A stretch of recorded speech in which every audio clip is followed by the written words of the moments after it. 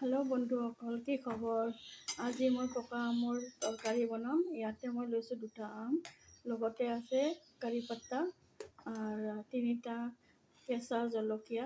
এনেকৈ আমবিলাক দেখিছে, জলকীয়াবিলাক দেখিছে।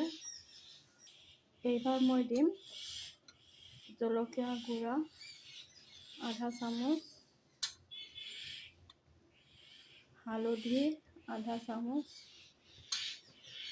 নিমখ নিজৰ সোৱাদে নিচিনা,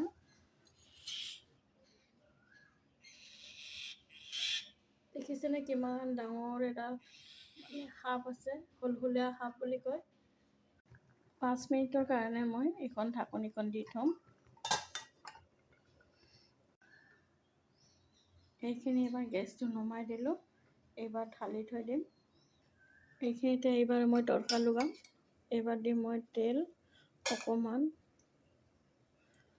2 চামুচ তেল দিলোঁ। এইবাৰ দিম মই মেথি, শুকান জলকীয়া, সৰিয়হ,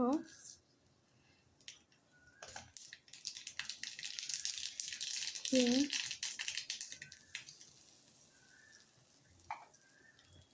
কাৰি পাত্তা, গোটেইখিনি বস্তু মই ইয়াতে ঢালি দিম।